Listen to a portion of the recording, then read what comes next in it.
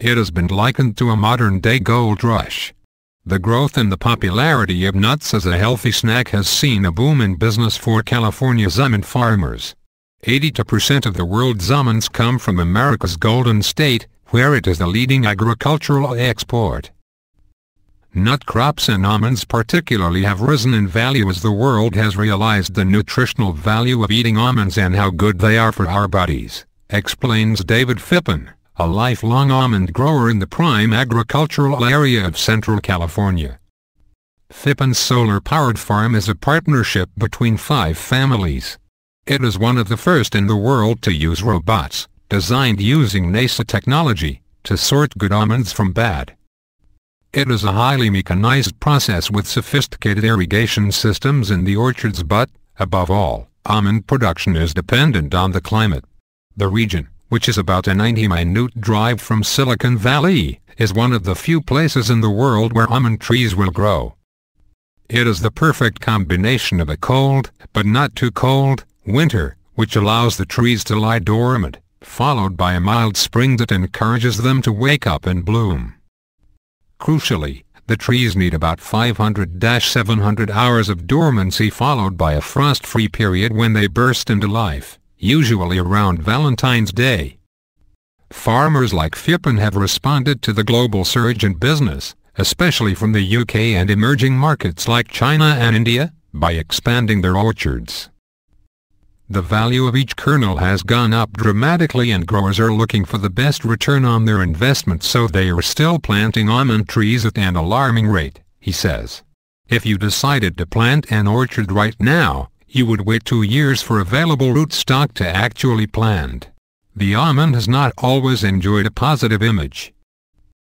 In the early to mid-92, nuts in general and almonds in particular were felt to be unhealthy because they had so much fat, says John Talbot, Vice President of Global Market Development for the Almond Board of California. But he says research has shown that the fat content of almonds is a positive attribute.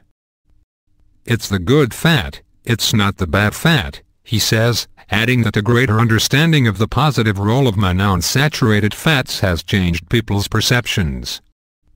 Good fats, such as monounsaturated fat, have been shown to have a beneficial effect on the body, decreasing the risk of heart disease and improving blood cholesterol. Harmful fats include saturated fats which come mainly from animal sources of food. They can be found in processed foods and have been linked to raised cholesterol levels and cardiovascular disease. In recent years, the almond industry has seized on the health-promoting qualities of the nut. Marketing campaigns have resulted in a steady but significant growth in business.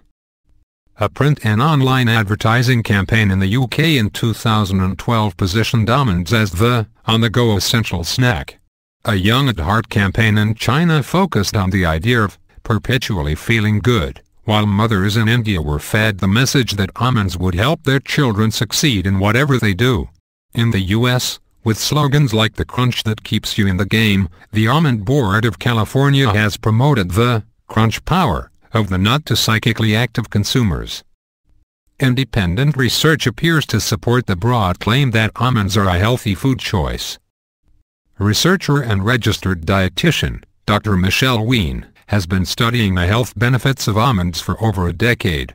In one study, at the City of Hope National Medical Center in Duarte, California, Wien discovered that when the nuts were incorporated into a weight loss program, dieters lost a greater percentage of their body weight than those who did not eat almonds.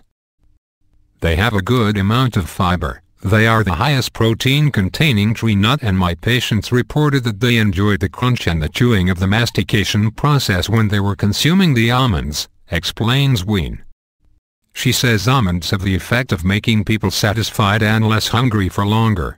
It is a finding that has been observed by other researchers. In another study, Dr. Wien set out to evaluate the effects of almonds in people with prediabetes. She found that after 16 weeks, individuals who were consuming approximately 43 to 57 grams, 1.5 to 2 ounces of the nuts per day, had improvements in their bad cholesterol levels. Dr. Wien, who works with diabetes patients, says almonds have qualities that make them a valuable ingredient in a snack. Since almonds are high in fat, they will reduce what's called the glycemic index of the snack, she explains. If you pair something with a low glycemic index, which would be the almond, with the higher glycemic index food, which would be the fresh fruit or a cracker, then you're going to minimize the rise in blood sugar after the snack. Buying almonds in bulk makes sense financially, but consumers should be aware that gorging on the nuts is not to be advised. A single 28 grams, 1 ounce, serving, about 23 whole almonds kernels, contains 160 calories, and while each nut carries a powerful nutritional punch, they should be eaten sparingly. Research suggests that each kernel should be savored, individually, to realize its nutritional benefits. One study concluded that an almond should be chewed 25-40 times to optimize its satiability factor. Prolonged chewing of the nut aids the release of nutrients into the body. The cost of almonds has almost doubled over the past 5 years. In fact, the crop is so valuable, it has attracted a new breed of thieves. Nut nappers, as they have become known, have been making off with produce by the lorry load, leaving a hefty dent in the profits of some growers. A truck piled high with nuts can be worth well over £100,000, $164,000, and it is a tempting target for the opportunistic thieves. There has been a spate of thefts in recent months, although it is a problem the industry has faced for a number of years. 2 truckloads of almonds that were processed and ready for shipment were actually taken from our facility by people not authorized to take them, says Fippen. When something is worth a lot, there are unscrupulous folks that would like to have it for nothing. The industry has hit back through increased vigilance amongst workers on the farms. Over the past year, new checks have been put in place to ensure that freshly processed loads are not stolen from under their eyes. We thumbprint and take pictures of the driver, we take pictures of his license, take pictures of the truck, we document in so many more ways than we used to, so the trust factor is being challenged a little bit, and to me that's a little bit sad, says Fippen.